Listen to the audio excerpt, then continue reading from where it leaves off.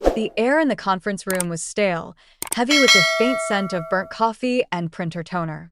I sat at the far end of the long table, scrolling through my phone while half listening to the hum of idle chatter around me. It was another one of those mandatory team-building workshops, a thinly veiled excuse for corporate bonding that no one really wanted to attend.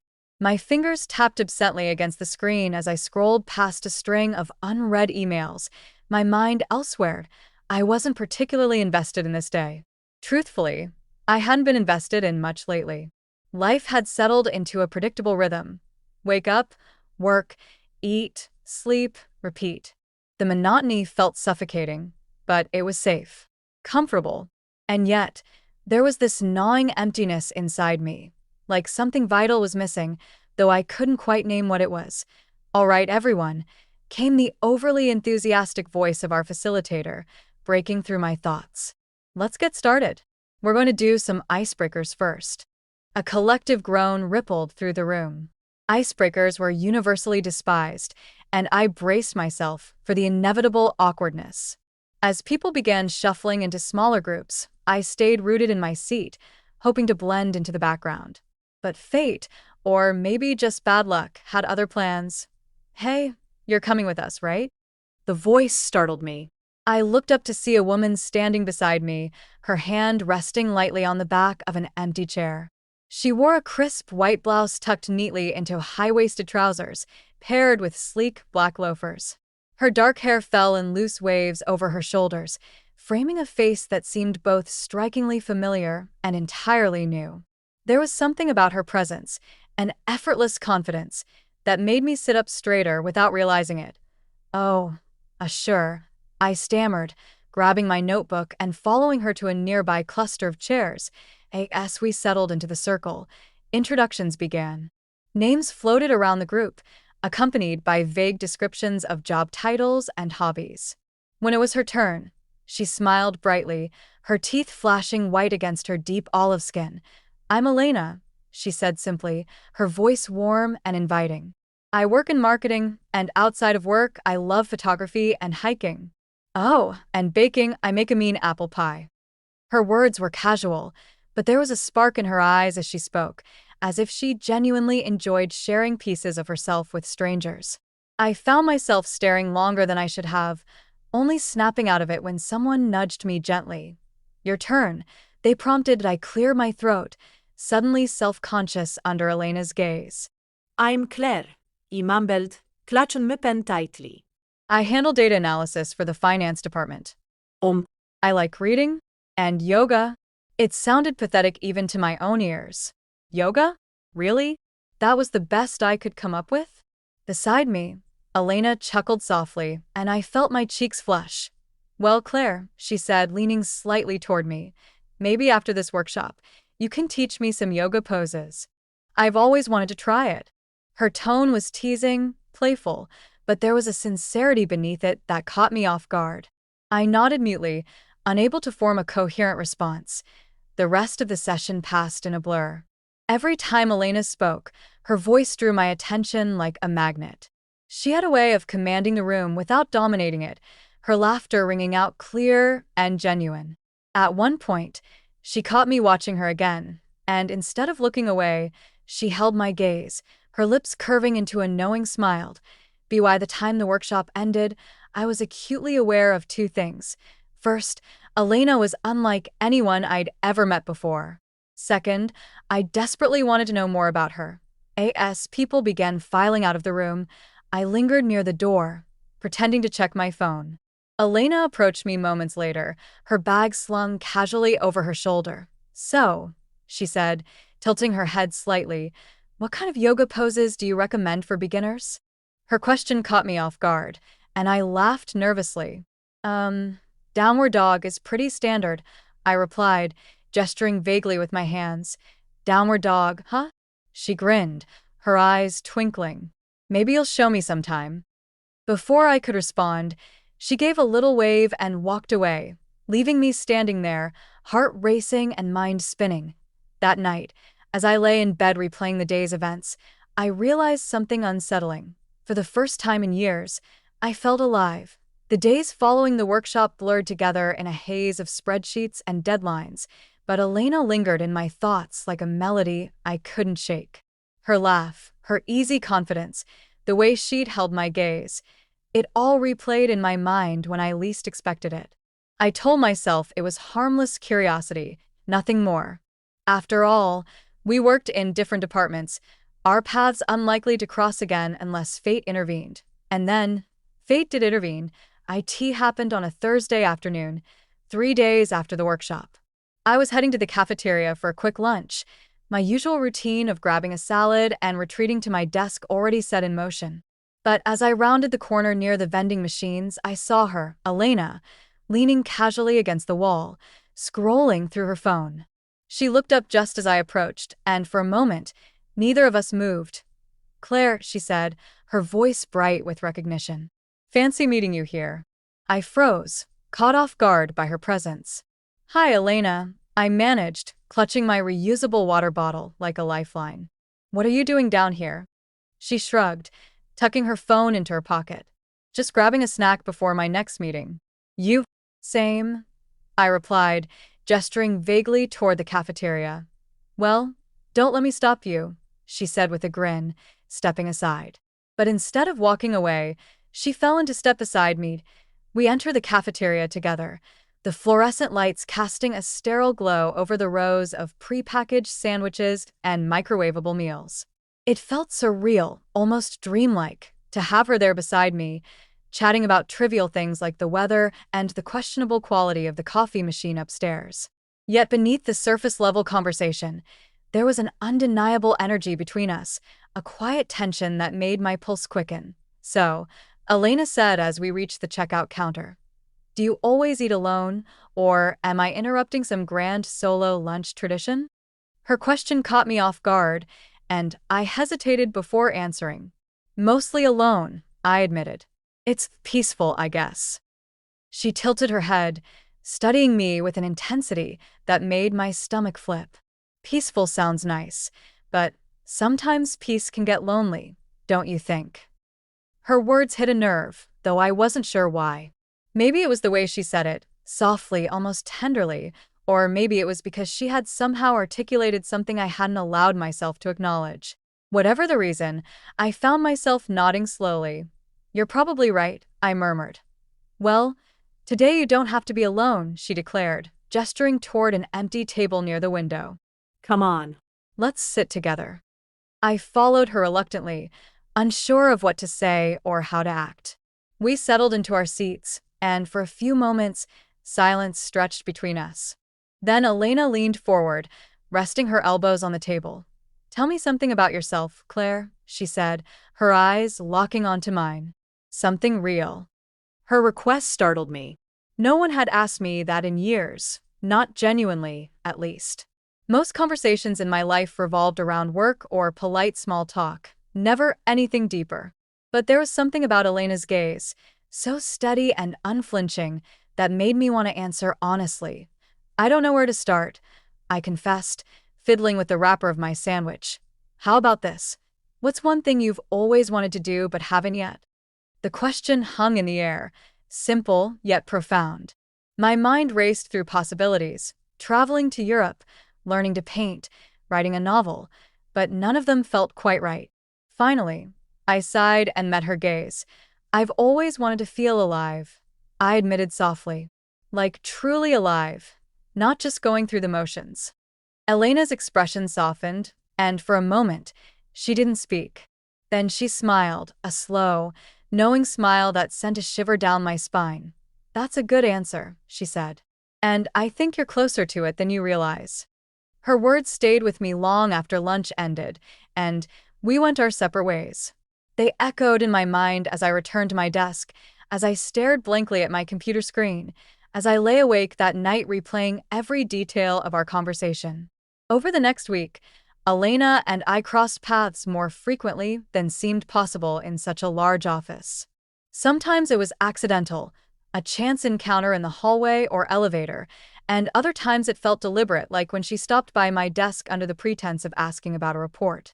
Each interaction left me more intrigued, more drawn to her than the last point one evening. As I was packing up to leave, she appeared at my cubicle, holding 2 cups of coffee. "Thought you might need this," she said, handing me one of the cups. "You look like you've had a long day." I accepted the coffee gratefully, surprised by the gesture. "Thanks. How did you know?" She laughed, leaning against the edge of my desk. "You've been staring at that same spreadsheet for 20 minutes without touching your keyboard. That's usually a sign of burnout." Her observation unnerved me, not because it was wrong, but because it was so accurate. Guilty as charged, I admitted. We talked for a while, the conversation flowing effortlessly despite the late hour. When she finally stood to leave, she paused and turned back to me. "Hey, Claire," she said, her tone lighter but tinged with something else. Hesitation, perhaps? "There's a gallery opening downtown this weekend. Some local photographers are showcasing their work. I thought it might be fun to check out. Want to come with me?" Her invitation took me by surprise. Was this a friendly outing, or was it something more? I couldn't tell, and the uncertainty thrilled me. Sure," I stammered, trying to sound casual. "That sounds great." "Perfect," she said, her smile widening. "I'll text you the details." As she walked away, I sank back into my chair, heart racing. For the first time in years, I felt a flicker of excitement, a spark of possibility that made me wonder if maybe, just maybe, life had more in store for me than I dared to hope. The weekend arrived faster than I expected, and with it came a whirlwind of nerves I hadn't anticipated. By Friday evening, I found myself standing in front of my closet, staring blankly at the contents as if they held some secret answer to how I should present myself. Casual, but not too casual, polished, but not overly formal. It was an impossible balance, one that left me second-guessing every outfit choice. Finally, I settled on a simple navy blue dress paired with ankle boots, opting for something understated, yet put together. As I applied a light layer of makeup and styled my hair into loose waves, I couldn't help but feel like I was preparing for more than just a gallery visit. This wasn't just about art. This was about Elena and the strange, intoxicating pull she had over me. When her text came through, "I'll pick you up at 7. Can't wait." My stomach did a somersault. Her words were friendly, light-hearted even, but there was an undercurrent of anticipation that mirrored my own feelings. By the time her car pulled up outside my apartment building, I was pacing nervously near the window, glancing out every few seconds to check if she'd arrived. When I finally saw her step out of the sleek silver sedan, my breath caught. She looked effortlessly stunning in a tailored blazer and dark jeans, her hair swept back into a low ponytail that accentuated her sharp cheekbones. "You look amazing," she said as I approached, her smile warm and genuine. "So do you," I replied, my voice quieter than I intended. She opened the passenger door for me, and as we settled into the car, the faint scent of vanilla from her perfume filled the air. It was comforting, familiar, and somehow exhilarating all at once. The drive downtown was filled with easy conversation, though beneath the surface, I could sense a subtle shift in our dynamic. There was a new kind of energy between us, unspoken but undeniable. Every glance, every shared laugh felt charged with possibility. The gallery itself was tucked away in a converted warehouse, its industrial exterior giving way to a vibrant interior bathed in soft lighting. Large photographs lined the walls, each piece telling a story through vivid colors and striking compositions. The crowd buzzed with quiet murmurs of admiration, glasses of wine in hand as people moved from one display to the next. "This is incredible," I said, taking in the first photograph, a sweeping landscape captured at golden hour, the horizon ablaze with hues of orange and pink. Elena nodded, her eyes scanning the room with appreciation. "It's one of my favorite spots in the city. They always showcase such talented artists here." As we wandered through the exhibits, she pointed out details I might have missed. The way the shadows played across a portrait's face, the subtle symmetry in a still-life composition. Her insights were thoughtful, revealing a depth of understanding that fascinated me. At one point, we stopped in front of a black-and-white photograph of 2 women embracing on a rain-soaked street. Their expressions were tender, their connection palpable even through the lens. "What do you see when you look at this?" Elena asked softly, her gaze fixed on the image that I hesitated, unsure how to articulate what I felt. Longing, I said finally. And maybe hope. She turned to me then, her eyes searching mine. That's beautiful, Claire. You're really good at seeing beyond the surface. Her compliment sent a flush of warmth through me, and I ducked my head to hide my smile. But before I could respond, she reached out and gently brushed her fingers against mine, as if testing the weight of the moment. The touch was fleeting, barely noticeable to anyone else, but it sent shockwaves through my body. My heart raced, and I glanced at her, wondering if she felt it too. Her expression gave nothing away, but the faint curve of her lips suggested she knew exactly what she'd done. Later, we stepped outside onto the gallery's rooftop terrace, where strings of fairy lights twinkled overhead. The night air was cool, carrying with it the distant hum of the city below. We leaned against the railing, sipping our drinks as the conversation turned inward. So, Elena began, her tone lighter now. What's your story, Claire? How did someone like you end up buried in spreadsheets all day? I laughed, though the question struck a chord. It's not exactly glamorous, I know. I guess I've always been drawn to numbers. They make sense in a way people don't sometimes. But do they fulfill you? She pressed, her voice gentle but probing that I hesitated, caught off guard by the directness of her question.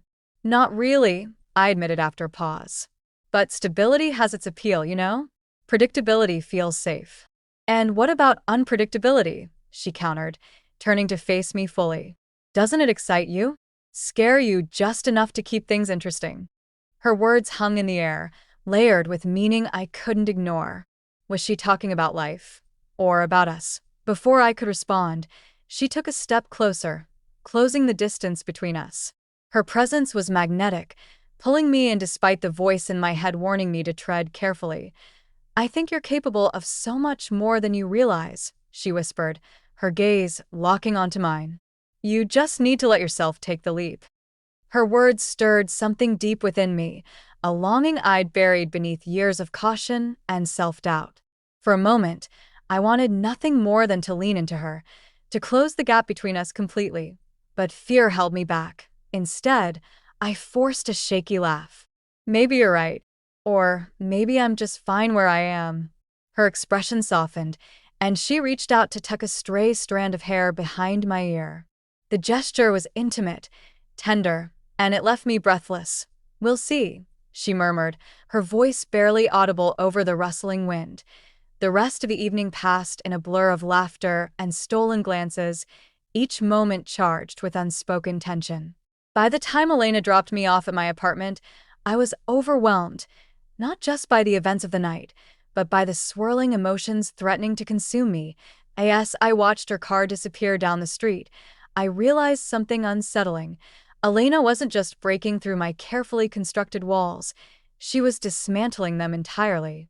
And while part of me feared what lay on the other side, another part, the part that craved connection, passion, and life, was ready to embrace whatever came next.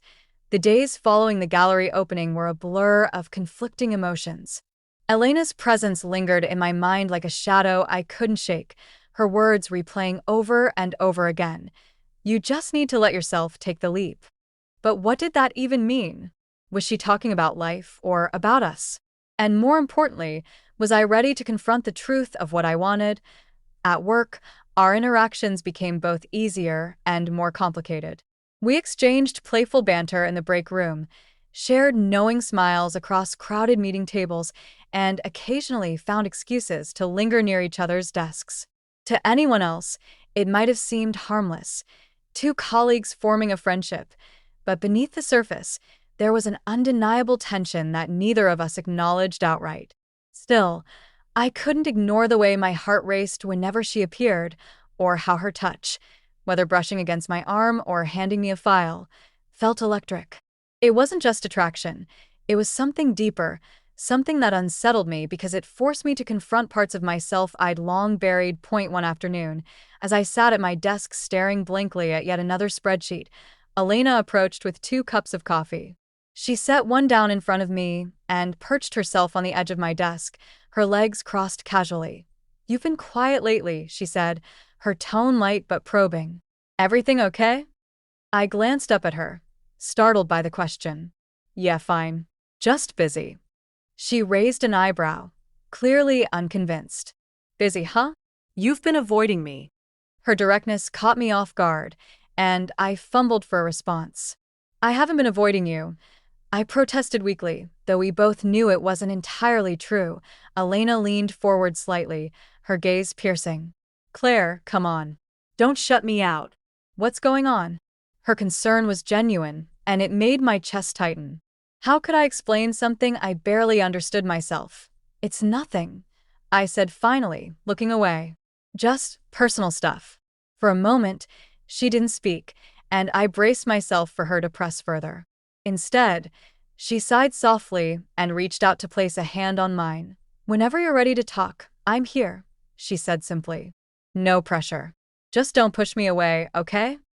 Her words hit a nerve, and I nodded mutely, unable to meet her eyes. That evening, as I lay in bed staring at the ceiling, I realized I couldn't keep running from the truth, not from her, and not from myself.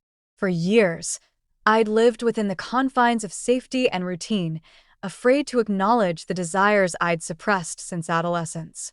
Growing up in a conservative household had taught me to bury those feelings deep, convincing myself they were wrong or unnatural. But now, with Elena standing so close, those walls were crumbling faster than I could rebuild them. The next morning, I woke with a sense of resolve I hadn't felt in years. I needed to face this, not just for Elena, but for myself. Later that week, Elena invited me to dinner at her apartment under the guise of trying one of her famous apple pies. When I arrived, she greeted me with a warm hug and led me inside, where the scent of cinnamon and baked apples filled the air. Her home was cozy and inviting, with shelves lined with books and photographs, and soft lighting that created an intimate atmosphere. We spent the evening talking about everything and nothing: our favorite books, childhood memories, dreams we'd never dared to chase. As dessert came to an end, the conversation shifted to heavier topics. "So," Elena said, leaning back on her couch, "are you going to tell me what's been bothering you?" I hesitated, my fork hovering midair. "It's complicated." She tilted her head, studying me intently. "Try me?" Taking a deep breath, I set the fork down and met her gaze. "There's something I haven't told you about me. Something important." Her expression softened, encouraging me to continue. "I've always known I was different," I began haltingly. "But growing up, I learned to hide it, to pretend it didn't exist. Being gay, it wasn't something I ever thought I could be open about. So I buried it, Moved on. tried to live a life that felt safe." Elena listened silently, her eyes never leaving mine. "And then you came along," I continued, my voice trembling slightly. "And suddenly, all these feelings I thought I'd locked away started resurfacing." It scared me, Elena. It still does. When I finished speaking, tears pricked at the corners of my eyes, and I looked down, embarrassed by my vulnerability. To my surprise, Elena reached out and took my hand, squeezing it gently. "Thank you for telling me," she said softly. "That must have taken a lot of courage." I nodded, unable to speak. "I want you to know something," she added, her voice steady and reassuring. "Who you are, it doesn't change anything for me. If anything, it makes me admire you even more. You're brave, Claire, even if you don't see it yet." Her words brought a fresh wave of emotion, and I blinked back tears, overwhelmed by her kindness. "But," she continued, her tone shifting slightly, "you deserve to live authentically. Not just for others, but for yourself. Whatever happens between us, I'll support you every step of the way." Her promise was heartfelt, unwavering, and it gave me hope. For the first time in years, I allowed myself to imagine a future where I didn't have to hide who I was. As the night wore on, we moved closer together on the couch, our bodies brushing against each other in ways that felt natural, inevitable. When Elena finally leaned in and kissed me, it was tender and hesitant, as if she was giving me the chance to pull away, but I didn't. Instead, I melted into her embrace, letting the weight of my fears fall away, if only for a moment. In her arms, I felt seen, accepted, and alive in a way I hadn't believed possible. When we finally broke apart, she rested her forehead against mine, her breathing uneven. "You're incredible, Claire," she whispered. "Don't forget that." In that moment, surrounded by her warmth and understanding, I almost believed her. The days that followed our kiss were a whirlwind of emotions, each moment charged with the weight of what had transpired. Elena and I tiptoed around the edges of something new, fragile yet undeniable. At work, we maintained a careful distance, exchanging polite smiles and professional pleasantries, but beneath the surface, there was an unspoken understanding, a shared secret that bound us together in ways neither of us could ignore. Outside of work, however, everything changed. Our interactions became electric, filled with stolen glances and lingering touches that spoke volumes without words. We spent hours talking late into the night, unraveling pieces of ourselves we'd kept hidden from the world. With Elena, I felt safe enough to confront the fears I'd carried for so long, safe enough to imagine a future where I didn't have to hide who I was. But as much as I wanted to believe this newfound happiness would last, reality began to creep in. One evening, after another marathon conversation at her apartment, Elena walked me to my car. The air was crisp, carrying the faint scent of autumn leaves, and the streetlights cast golden pools of light onto the pavement. As we stood beside my car, she reached out and took my hand, her fingers intertwining with mine. "I don't want to rush you," she said softly, her voice tinged with concern. "But I need to know, are you ready for this? For us?" Her question caught me off guard, though it shouldn't have. It was the same question I'd been asking myself since that first kiss. Was I ready to step fully into this relationship, to embrace not just Elena, but the part of myself I'd spent years denying? "I think so," I replied hesitantly. "But it's not just about me, Elena. There are people in my life who won't understand, who won't accept this." She nodded, her expression thoughtful. "I get it. Coming out isn't easy. It's messy and scary and unpredictable. But Claire, you deserve to live your truth.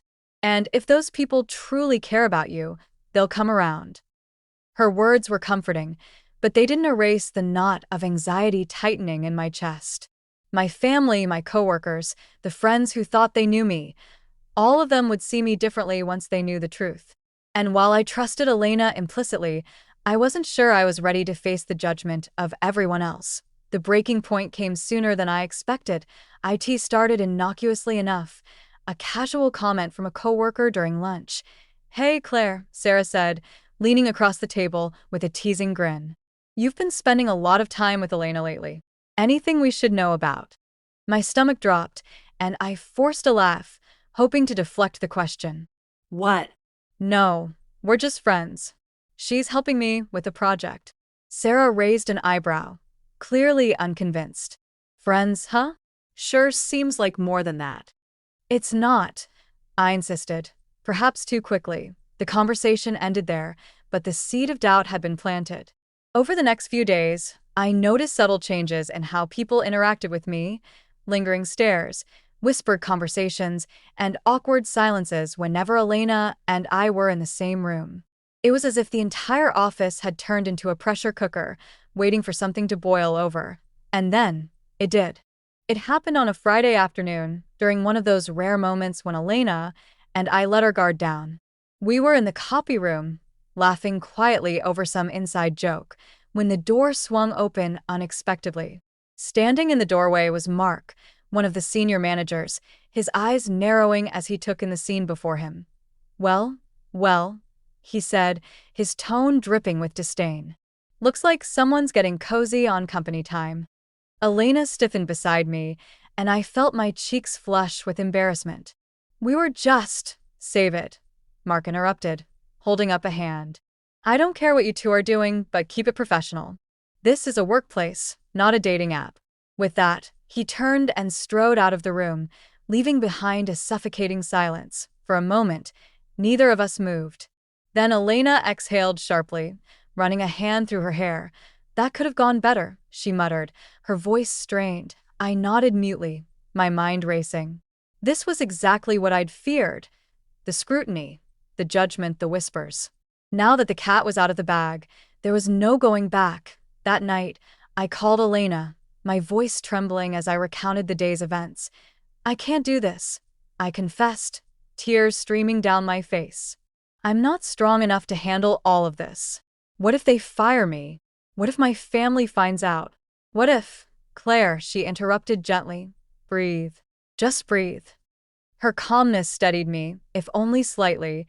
"You don't have to figure everything out right now," she continued. "But running away won't solve anything. You deserve to be happy, with or without me. And if you decide you're not ready for this, I'll respect that. But please, don't let fear dictate your choices." Her words struck a chord, forcing me to confront the truth I'd been avoiding. Fear had controlled my life for far too long. If I wanted to move forward, if I wanted to truly live, I needed to face it head-on. The following Monday, I made a decision. During a team meeting, I stood up and addressed the room, my heart pounding in my chest. "There's something I need to say," I began, my voice shaky but determined. "Some of you may have noticed that Elena and I have grown close recently. And yes, it's true. We're seeing each other. I know this might come as a surprise to some of you, but I want to be clear. This doesn't change who I am or how I approach my work. All I ask is that you respect me and her as colleagues and as people." The room fell silent, every eye on me. For a moment, I thought I might collapse under the weight of their stares. But then, slowly, a few people began to nod.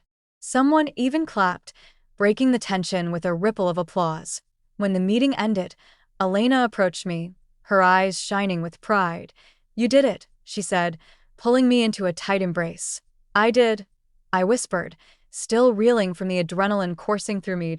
In the weeks that followed, the fallout wasn't as bad as I'd feared. While some coworkers remained distant, others surprised me with their support. My family, though initially shocked, eventually came around, their love outweighing their discomfort. Through it all, Elena was my anchor, my rock. Together, we navigated the challenges, celebrating small victories and leaning on each other during the hard times. And as I looked into her eyes one evening, watching the sunset paint the sky in hues of gold and crimson, I realized something profound. Love wasn't about perfection or ease. It was about choosing to stand beside someone. Even when the world tried to pull you apart, in that moment, I knew I'd made the right choice.